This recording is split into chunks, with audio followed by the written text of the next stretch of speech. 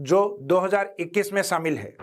तो राजस्थान की बाघ परियोजनाओं की संख्या वर्तमान में कितनी रहेगी? 4, जिसमें नंबर फर्स्ट वाली रणथंभौर 1974 जो कि सवाई माधोपुर में स्थित है, ये प्रथम और सबसे बड़ा प्रोजेक्ट भी है, यानी बाघ परियोजनाओं में सबसे बड़ी बाघ परियोजना रणथंभौर टाइगर प्रोजेक्ट को माना जाता है।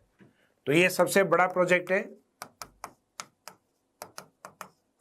राजस्थान के संदर्भ में। फिर सेकंड है सरिस्का, जो रणथंभौर के 4 साल बाद यानी 74 के बाद में 4 साल यानी 1978 में अलवर के अंदर चलाया गया प्रोजेक्ट। तो सरिस्का जो टाइगर प्रोजेक्ट है ये अलवर का। उसके बाद में नेक्स्ट था मुकुंदरा हिल्स। तो मुकुंदरा हिल्स जो नेशनल पार्क है, राष्ट्रीय उद्यान है, वो तो है कोटा और चित्तौड़ के अंदर, जबकि इसके अंदर टोटल आपके 4 जिले शामिल होंगे टाइगर प्रोजेक्ट में, जिसमें एक तो हाड़ौती वाले पार्ट में से अपने को 12 को बाहर करना है और उसके स्थान पे चित्तौड़ को ऐड करना है। तो हाड़ौती के 4 जिले कौन से होते हैं? कोटा, बूंदी, बारा और झालावाड़। तो 12 को हटा के आपको चित्तौड़ को बोलना है, तो इसमें रहेगा कोटा, बूंदी, चित्तौड़ और झालावाड़। तो इसके जो डिस्ट्रिक्ट हैं बाघ परियोजना के रूप में ये 4 रहेंगे आपके, जबकि मुकुंदरा नेशनल पार्क के रूप में पूछा जाता है, राष्ट्रीय उद्यान के रूप में, तो आंसर होता है कोटा और चित्तौड़गढ़ वाला पार्ट। और मुकुंदरा नहीं होके केवल दरा के रूप में या मुकुंदरा पहाड़ियों के रूप में होता तो आंसर होता है कोटा और झालावाड़। यानी इसमें अपन 2-3 तरीके से देखते हैं। तो एग्जाम में दरा अगर पूछा जाए, मुकुंदरा हिल्स अगर पूछा जाए, दरा या मुकुंदरा, तो आंसर रहेगा कोटा झालावाड़। तो इसका मीनिंग आपसे एग्जामिनर ने पहाड़ियों को पूछा है और या दरा अभ्यारण्य को पूछा है जो कोटा झालावाड़ के बीच में है। जबकि दूसरा इस तरीके से पूछा जा सकता है मुकुंदरा राष्ट्रीय उद्यान। तो इसमें आंसर रहेगा आपका एक तो कोटा और एक दूसरा रहेगा चित्तौड़। फिर आता है मुकुंदरा टाइगर प्रोजेक्ट, मुकुंदरा बाघ परियोजना।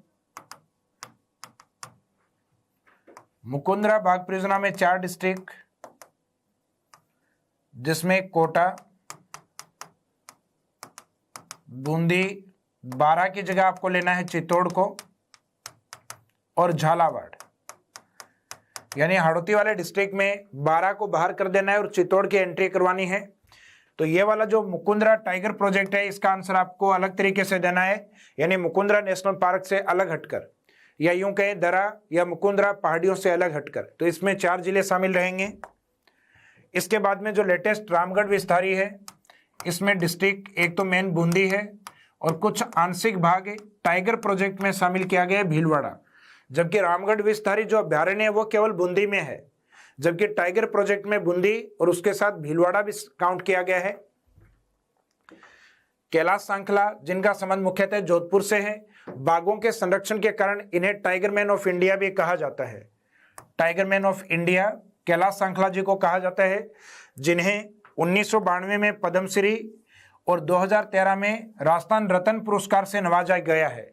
तो 1992 का जो पद्मश्री था, हालांकि पद्मश्री अधिक व्यक्तियों को दिया जाता है, तो उसमें 1992 में कैलाश सांखला भी थे और 2013 में राजस्थान रत्न है, उससे भी इन्हें नवाजा गया है।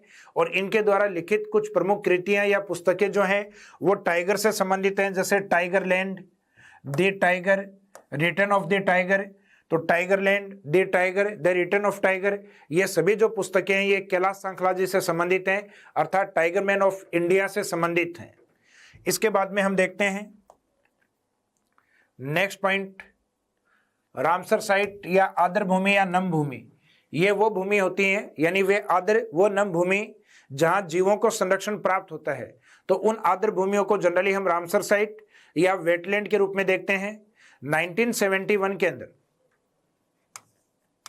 2 फरवरी यानी 2 फरवरी 1971 को ईरान में एक सम्मेलन हुआ था, जिसको हम कहते हैं रामसर सम्मेलन। उस सम्मेलन में तय किया गया था कि विश्व की वे आदर भूमि जो किसी जीव को संरक्षण देती हैं, उन आदर भूमियों को रामसर साइट या आदर भूमि या वेटलैंड के रूप में अपन संरक्षित कर सकते हैं। तो राजस्थान के अंदर इस प्रकार की 2 आदर भूमियां मौजूद हैं। उसमें फर्स्ट है केवलादेव 1981 और 81 की जो लाइन होती है उसका लास्ट डिजिट होता है 90। तो 1990 इसके अंदर दूसरा रामसर साइट बना जिसको हम कहते हैं सांबर। तो एक तो राष्ट्रीय उद्यान केवलादेव और एक झील सांबर, ये दो रामसर साइट वर्तमान में राजस्थान के पास हैं, जिसमें केवलादेव मुख्यतः साइबेरियन सारस के लिए और सांबर है ये राजहंस पक्षी और कुर्जा पक्षी के लिए प्रसिद्ध है। तो सांबर वाली साइट है ये ध्यान रखिएगा, एक तो कुर्जा पक्षी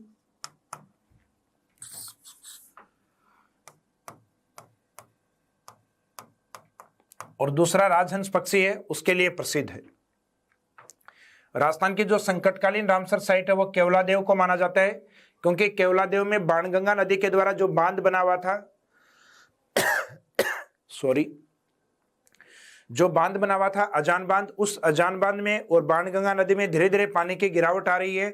इसका मीनिंग ये आर्द्र भूमि धीरे धीरे शुष्क भूमि के अंदर कन्वर्ट हो रही है।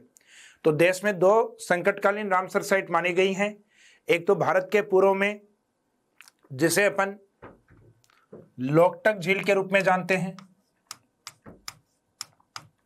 जबकि दूसरी राजस्थान के पूर्व में जिसे हम केवलादेव के रूप में देखते हैं।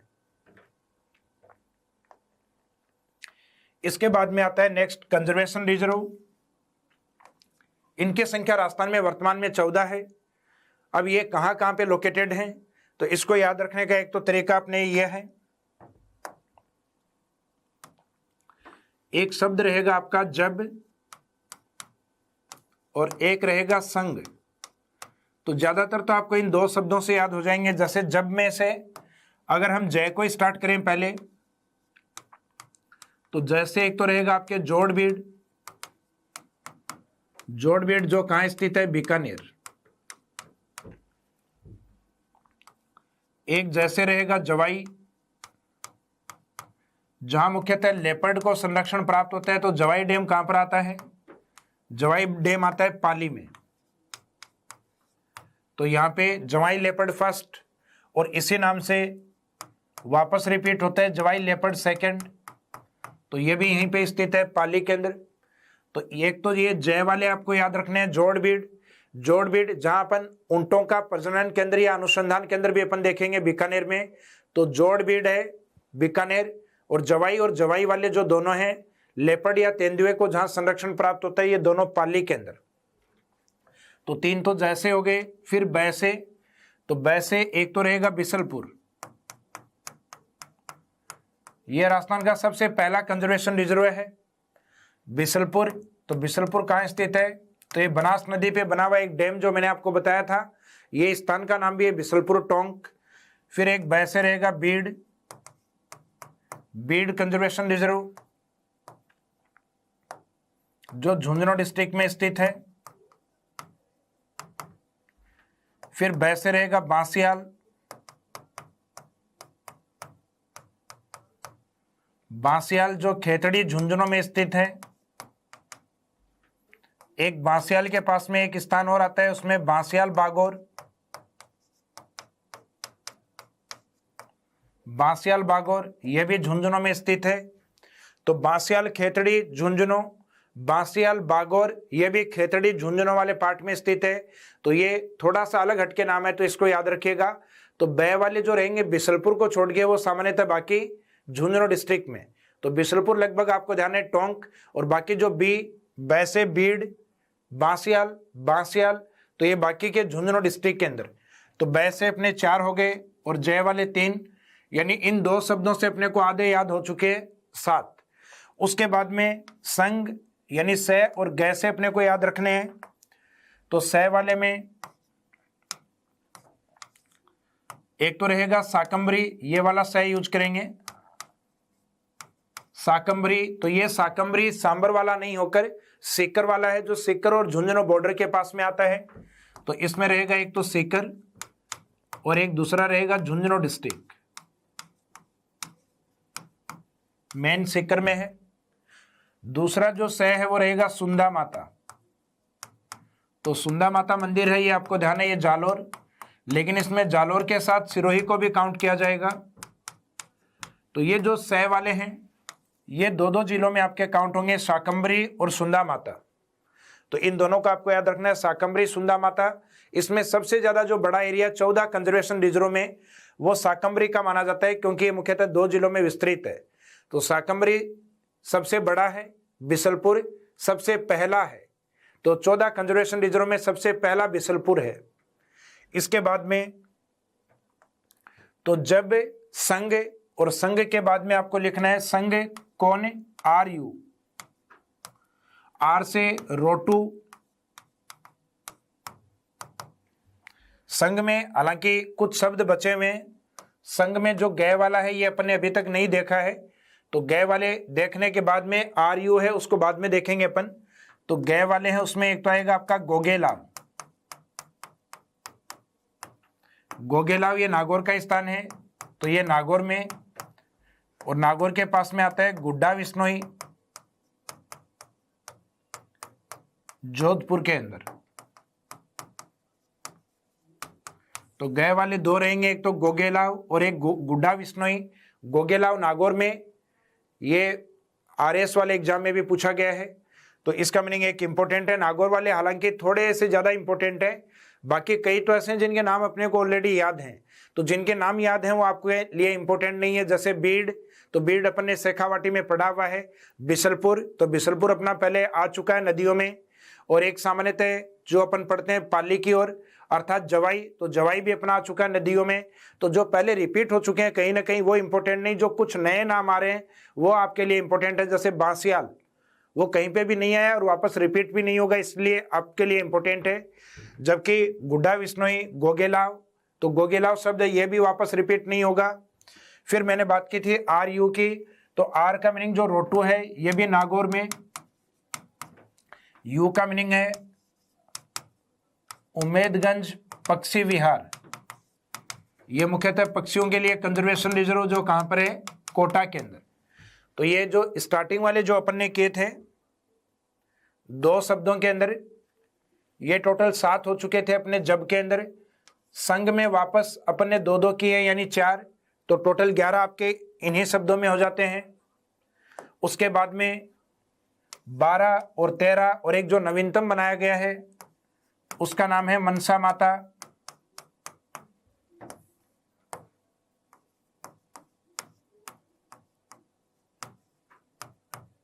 ये झुंझुनू के अंदर। तो राजस्थान के अंदर जो अभी कंजर्वेशन रिजर्व बने हुए हैं उनमें सबसे नवीनतम मनसा माता है, जो 2019 के लास्ट में बनाया गया था। जबकि इनमें सबसे छोटा जो है वो रोटू है। तो रोटू को बोलना है, रोटू सबसे छोटू, यानी ये सबसे छोटा। और सबसे बड़ा जो माना जाता है वो है शाकंभरी, यानी जो 2-2 जिले में है उनका एरिया ज्यादा है, जिसमें शाकंभरी सर्वाधिक, उसके बाद में आता है सुंदा माता यानी जालोर और सिरोही वाला।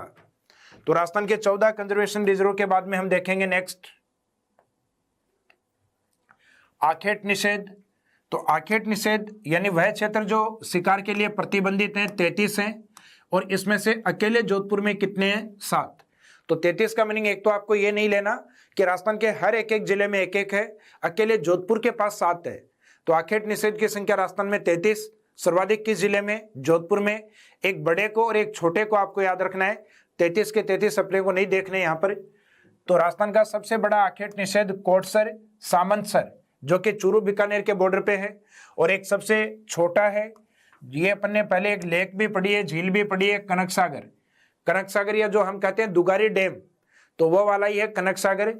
आखेट निषेध ये पड़ता है अपने बूंदी वाले पार्ट में। आखेट निषेध के बाद नेक्स्ट पॉइंट रहेगा जंतुआलय, जिनकी संख्या वर्तमान में राजस्थान में 5 है, जिसमें जयपुर जंतुआलय उसको नाहरगढ़ में शिफ्ट कर दिया गया है। जयपुर जंतुआलय राजस्थान का पहला जंतुआलय माना जाता है, पहला जंतुआलय माना जाता है, जिसे 1876 में राम सिंह द्वितीय के द्वारा बनाया गया था। इसके बाद में नंबर 2 जो उदयपुर वाला बनाया गया, यह बनाया गया था गुलाबबाग उदयपुर, जिसे बाद में सज्जनगढ़ में शिफ्ट कर दिया गया। फिर जोधपुर जंतुआलय माचिया सफारी, तो इसे माचिया सफारी बायोलॉजिकल पार्क में शिफ्ट कर दिया गया। तो ऊपर वाले जो तीनों जंतुआलय हैं उन्हें राजस्थान में बने हुए 3 बायोलॉजिकल पार्क या जैविक उद्यानों में शिफ्ट कर दिया है। तो राजस्थान में अभी जो बायोलॉजिकल पार्क या जैविक उद्यान है वो कितने हैं, 3 हैं। जिसमें पहला सज्जनगढ़ उदयपुर वाला, दूसरा है जोधपुर माचिया सफारी वाला, तीसरा है नाहरगढ़ जयपुर वाला। बीकानेर, जहां बायोलॉजिकल पार्क अभी बनाया जा रहा है मरुधरा के नाम से, तो बीकानेर का जो जू है जो वर्तमान में बंद है, तो उसको कहां शिफ्ट किया जाएगा, कहां स्टार्ट किया जाएगा, मरुधरा जैविक पार्क में। और एक है कोटा। तो राजस्थान में जंतुआलों की संख्या अगर पूछी जाए तो अपने को 5 ही बतानी है, चाहे इनमें से कोई बंद हो चाहे चल रहा हो। तो इसका मीनिंग काउंटिंग के तौर पे जंतुआलों को किस डिजिट में लिया जाएगा। टोटल जंतुआले 5 हैं। सबसे पहला कौन सा है, नाहरगढ़। और सबसे नवीनतम या यूं कहें स्वतंत्रता के बाद बना हुआ, तो स्वतंत्रता के बाद बना हुआ एकमात्र कोटा है, बाकी सारे स्वतंत्रता के पहले के हैं। इसके बाद में जो कुछ विशेषताएं अभी मैंने बताई हैं कि सबसे पहला जंतुआलय राम सिंह द्वितीय द्वारा रामनिवास बाग जयपुर में बनाया गया, उसे ही नाहरगढ़ शिफ्ट किया गया है अभी। उसके बाद में जयपुर जंतुआलय राज्य में वैश्विक स्तर का जंतुआलय, जिसे नाहरगढ़ में 2016 में शिफ्ट कर दिया गया। घड़ियालों का जो प्रजनन केंद्र, यानी जो एलिगेटर या घड़ियाल होते हैं चंबल में अधिक पाए जाते हैं, उनका जो प्रजनन है, उनका जो ब्रीडिंग सेंटर है वो जयपुर वाले जंतुआलय में स्थित है। यहाँ आपको कभी आप जब देखो तो हजारों की संख्या में घड़ियाल के बच्चे देखने को मिलेंगे। तो घड़ियालों का जो प्रजनन करवाया जाता है वो जयपुर जू के अंदर, जबकि गोडावन का प्रजनन केंद्र एक तो राष्ट्रीय मरु उद्यान में है लेकिन वो अभ्यारण्य है, और एक जोधपुर जंतुआलय में है। तो गोडावन के लिए माना जाता है पक्षीशाला, और गोडावन का प्रजनन केंद्र जो कि मुख्यतः जोधपुर जंतुआलय के अंदर स्थित है। इसके बाद में राजस्थान में जो मृग उद्यान है इनकी संख्या कितनी मानी जाती है, तो मृग उद्यानों की संख्या 7 मानी जाती है, जिसमें लड़कों के नाम से यानी संजय और अशोक, ये तो राजस्थान की कैपिटल यानी जयपुर से संबंधित रहेंगे। तो अशोक और संजय ये दोनों कहाँ स्थित हैं, ये दोनों जयपुर में हैं। फिर अमृता देवी और माचिया, तो अमृता देवी जी का संबंध और माचिया सफारी का संबंध जोधपुर से है। तो अमृता देवी और माचिया ये दोनों जोधपुर में। और ये लगभग आपको ध्यान है कि पुष्कर कहाँ है राजस्थान में, पुष्कर अजमेर में। सज्जनगढ़ कहाँ पे है, तो सज्जनगढ़ उदयपुर में। तो आपको ये याद नहीं करने जो नाम आपके ऑलरेडी याद हैं, कुछ नया नाम आता है आपके सामने, उसको आपको याद करना है। जैसे दुर्ग, तो दुर्ग में ये याद रखना राजस्थान का जो सबसे बड़ा दुर्ग है वो चित्तौड़ का है। तो दुर्ग मृग उद्यान है वो भी चित्तौड़ का प्रसिद्ध है। तो दुर्ग मृग उद्यान चित्तौड़ में, पुष्कर है वो अजमेर में, सज्जनगढ़ आता है वो उदयपुर में, माचिया और अमृता देवी ये जोधपुर से संबंधित। और जो 2 लड़कों के नाम से होंगे अशोक और संजय, तो अशोक तो जयपुर डिस्ट्रिक्ट हेडक्वार्टर के अंदर ही है, जिला मुख्यालय के ऊपर ही है, जबकि दूसरा जयपुर का ही पार्ट आता है शाहपुरा। तो दूसरा जो संजय के नाम से है, तो संजय वाले में इस शह शब्द से याद रखना, वो जयपुर के शाहपुरा में। तो ये टोटल 7 मृग उद्यान है राजस्थान में जहां हिरणों को या मृग को संरक्षित किया जाता है। तो राजस्थान में जो जंतुआलय हैं उनकी संख्या तो है 5, और जो मृग उद्यान है वो है 7, और आखेट निषेध यानी शिकार प्रतिबंधित क्षेत्र है उनकी संख्या है 33। इसके बाद में वन विभाग ने मार्च 2016 में प्रत्येक जिले के अंदर प्रत्येक जिले के लिए एक वन्य जीव को शुभंकर के रूप में या मस्कट के रूप में घोषित किया है। तो हर जिले ने किसी न किसी वन्य जीव या पक्षी को अपना प्रतीक चिन्ह या अपना शुभंकर बनाया है। तो किस जिले का शुभंकर क्या है ये जनरली एग्जाम में पूछा जाता है। कई बार आपके 4 जिलों के सामने 4 ऑप्शन देंगे जिसमें 3 सही होंगे, 1 गलत होगा, उसको निकालना होगा। तो ये हम राजस्थान के 33 जिलों के याद करेंगे। तो 33 जिलों को याद रखने का तरीका अपन डायग्राम को फॉलो करते हुए करेंगे। तो राजस्थान के सबसे पहले बॉर्डर वाले डिस्ट्रिक्ट को टारगेट करेंगे। बॉर्डर वाले में सबसे नीचे की ओर बाड़मेर। तो बाड़मेर वाले को अपने को लेना है जो मरुस्थल में पाए जाने वाली लोमड़ी है उससे। तो बाड़मेर का जो प्रतीक चिन्ह है वो मरु लोमड़ी या लोंकी कहा जाता है जिसको। तो बाड़मेर का प्रतीक चिन्ह मरु लोमड़ी।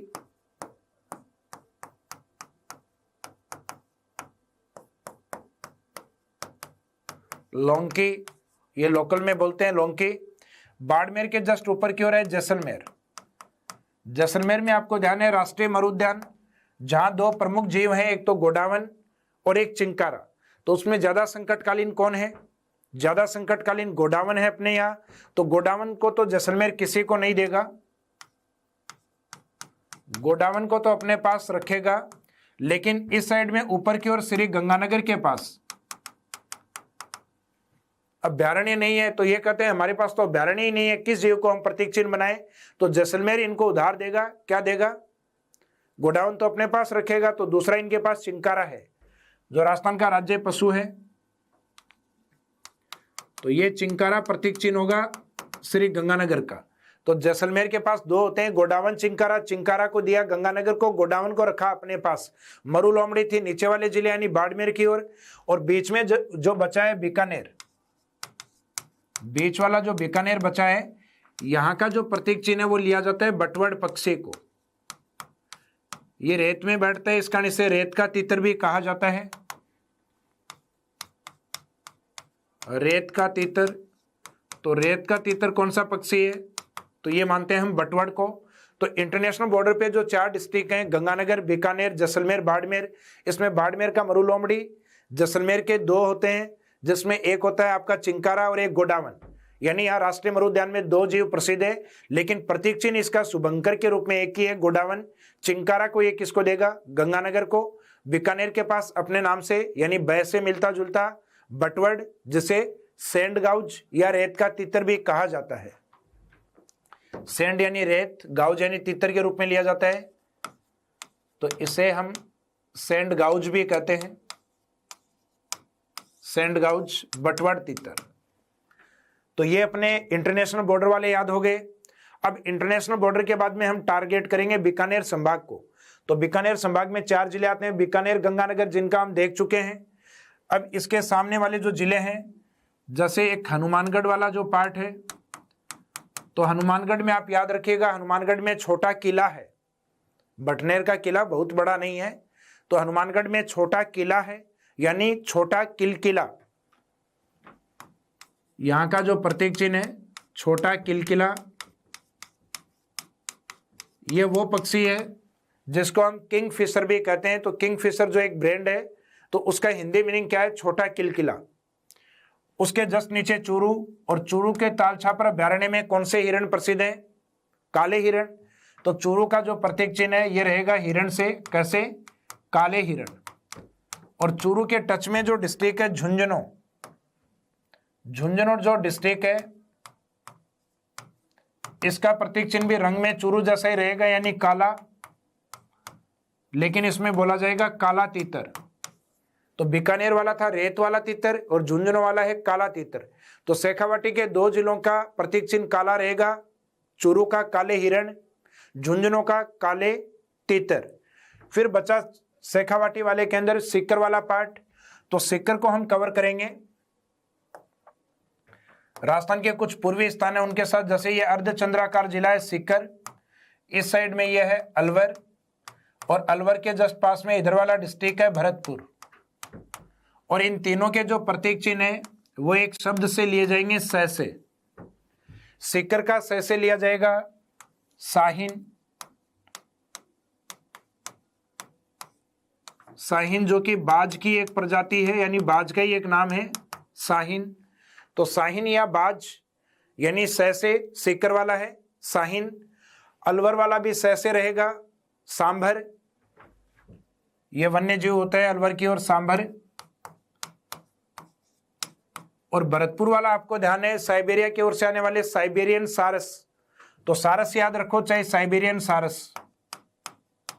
तो सारस या क्रेन किसका प्रतीक चिन्ह है? तो क्रेन या सारस है भरतपुर। तो सीकर, अलवर, भरतपुर तीनों में स है। साहिन है सीकर का, सांबर है अलवर का, और सारस है भरतपुर का। तो इन तीनों जिलों को एक ग्रुप में याद रखना, स वाले ग्रुप में। बाकी शेखावाटी के 2 चूरू और झुंझुनू डिस्ट्रिक्ट, उनको काले के अंदर याद रखना, काला हिरण चूरू का और काला तीतर झुंझुनू का। उसके बाद में राजस्थान के उत्तरी भाग वाले जो जिले हैं उसमें बीकानेर का बटवड़ है, गंगानगर का चिंकारा है जो जैसलमेर से लिया उन्होंने, हनुमानगढ़ का छोटा किला यानी छोटा किलकिला। फिर राजस्थान का जो पूर्वी जिला धौलपुर है, इस धौलपुर का जो प्रतीक चिन्ह है वो इस साइड में अपोजिट डिस्ट्रिक्ट यानी जो जैसलमेर है उससे कुछ मिलता जुलता लेंगे अपन। तो इस जीव का नाम गोडावन या पक्षी का नाम क्या है? गोडावन, जिसे हम एक नाम और भी देते हैं ग्रेट ग्रेट इंडियन बस्टर्ड। अब धौलपुर की ओर जाएंगे तो धौलपुर तो वैसे ही छोटा जिला है, तो उसमें से ग्रेट को हटा लेंगे, जैसलमेर वाले को, और आगे क्या बोलेंगे अपन, इंडियन। तो इसका जो प्रतीक चिन्ह है वो इंडियन के नाम से है, और आगे स्क्रीमर लगेगा इसमें, इंडियन स्क्रीमर, जिसको लोकल में बोला जाता है पंचीरा या पचीरा। तो पंचीरा या पचीरा है, ये प्रतीक चिन्ह किसका है, धौलपुर का, इंडियन स्क्रीमर। तो पश्चिमी राजस्थान का है ग्रेट इंडियन बस्टर्ड, और पूर्व में आते आते ग्रेट हट जाएगा, केवल इंडियन, और उसके आगे लिखा जाएगा इंडियन स्क्रीमर या पंचीरा या पचीरा पक्षी। इसके बाद में इसके निकट वाला जो जिला है करौली, करौली का प्रतीक चिन्ह जो हमारे चंबल के अंदर प्रसिद्ध है, अर्थात घड़ियाल, तो घड़ियाल प्रतीक चिन्ह रहेगा करौली का। उसी से निकटतम जो जिला है सवाई माधोपुर, तो सवाई माधोपुर में रणथंभौर, और रणथंभौर में अधिक क्या है, बाघ। तो कुछ जिलों के प्रतीक चिन्ह तो वहां के अभ्यारण्यों के अकॉर्डिंग आपको याद हो जाएंगे, जैसे सवाई माधोपुर में रणथंभौर, और रणथंभौर में प्रसिद्ध क्या है, बाघ। तो बाघ या टाइगर किसका प्रतीक चिन्ह होगा, सवाई माधोपुर का। घड़ियाल होगा करौली का। इंडियन स्क्रीमर तो पश्चिमी राजस्थान में था ग्रेट इंडियन बस्टर्ड, पूर्वी राजस्थान में ग्रेट नहीं होके इंडियन स्क्रीमर अर्थात पचीरा धौलपुर का। और उसके बाद में अपना जो हाड़ौती वाला पार्ट है, यानी बूंदी, कोटा, बारा और झालावाड़, इसमें प्रतीक चिन्ह क्या होंगे, तो हाड़ौती में हम टारगेट करेंगे सबसे पहले बूंदी को। तो अपनी शादियों में क्या बनते हैं सामान्यतः, तो बूंदी और लड्डू, और ये बूंदी कुछ दिन बाद क्या हो जाती है, कुछ दिन बाद ये सूख जाती है, तो सूख से याद रखना सुरखाब, सुरखाब। तो बूंदी का प्रतीक चिन्ह सूखने से याद रखिएगा सुरखाब। कोटा, तो कोटा के अंदर वो जीव मिलेगा जो चंबल के अंदर आता है, एक उदबिलाव,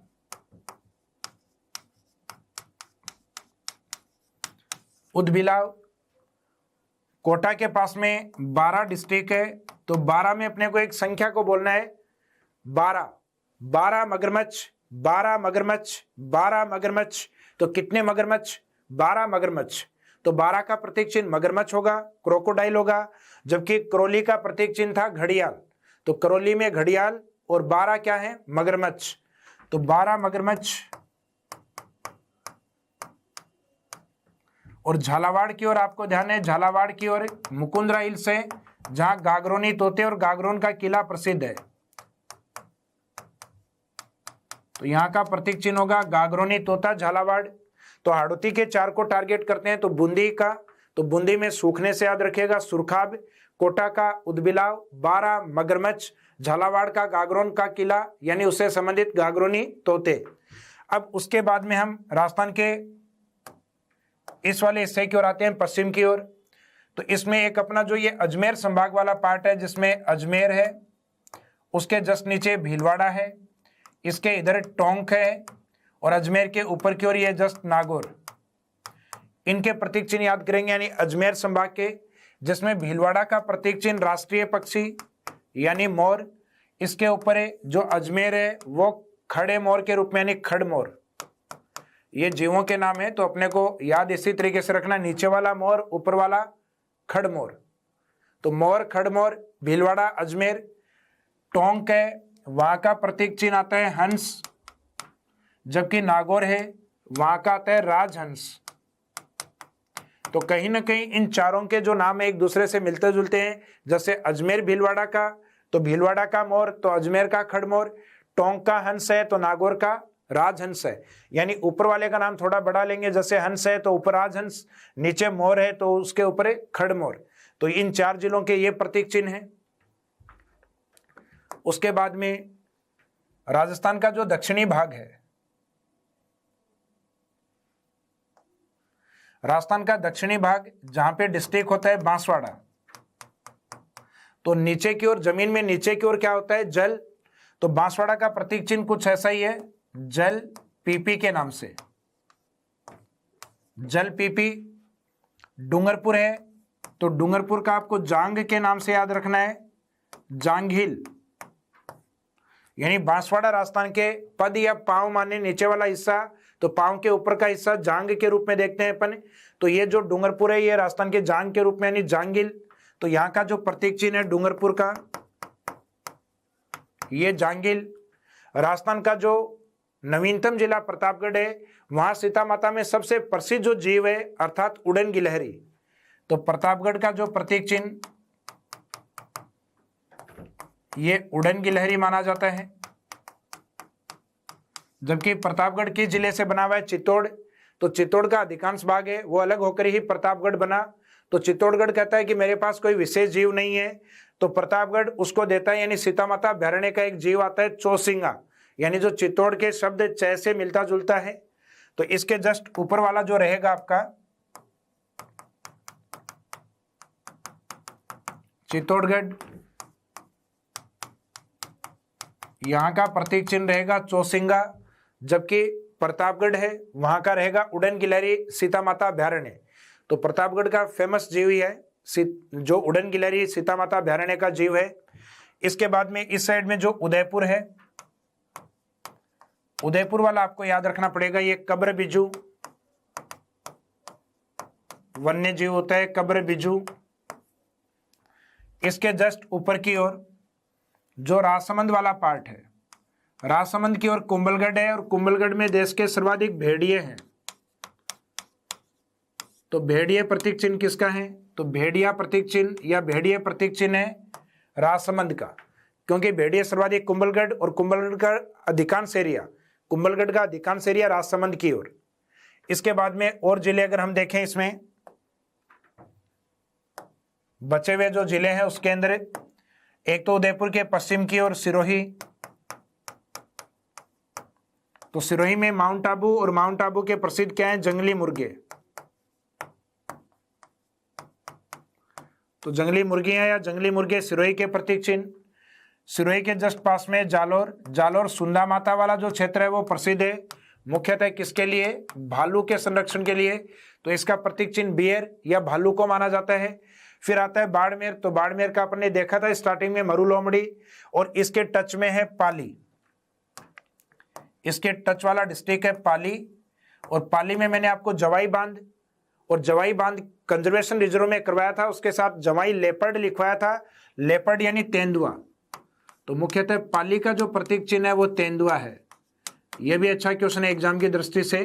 पाली का तेंदुआ, सवाई माधोपुर का है बाघ, हमारे राजस्थान में शेर या लोइन है वो किसी भी जिले का प्रतीक चिन्ह या शुभंकर नहीं लिया गया।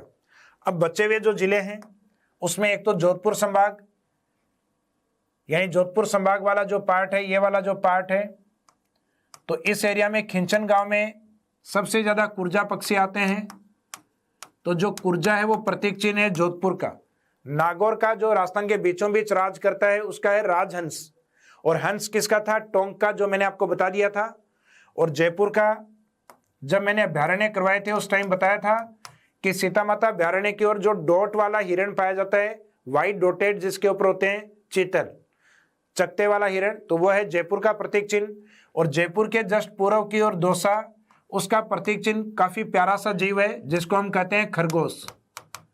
तो खरगोश प्रतीक चिन्ह है दौसा का। तो इसी के साथ राजस्थान के जो प्रमुख जिलों के जो प्रतीक चिन्ह के रूप में थे उन सभी जीवों को अपन ने कंप्लीट कर लिया है। तो इनको आप याद इसी तरीके से करना, राजस्थान के इंटरनेशनल बॉर्डर वाले, फिर बीकानेर संभाग वाले, फिर पूर्वी राजस्थान के अंदर हम जाएंगे तो शेखावाटी के दो चूरू और झुंझुनू का काले से, फिर सीकर, अलवर, भरतपुर, इनका सह से याद रखना है। फिर धौलपुर का याद करेंगे जैसलमेर के बिल्कुल अपोजिट वाले तरीके से, यानी जैसलमेर का ग्रेट इंडियन बस्टर्ड, तो धौलपुर का रहता है आपका ग्रेट कोटा के इंडियन स्क्रीमर या पचीरा।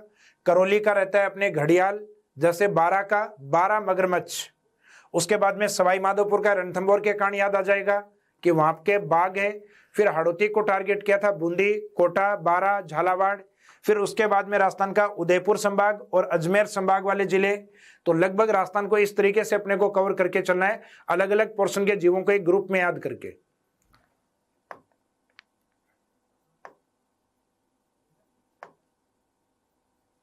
इसके बाद में कुछ प्रमुख वन्य जीव हैं, हालांकि उनका इंपॉर्टेंस मैंने आपको पहले भी बता दिया है, जैसे चिंकारा चिंकारा और जो गोडावन है, ये जो जीव हैं, इन्हें हमारे राजस्थान के अंदर पहले महत्व दिया गया है राज्य के पशु और पक्षी के रूप में।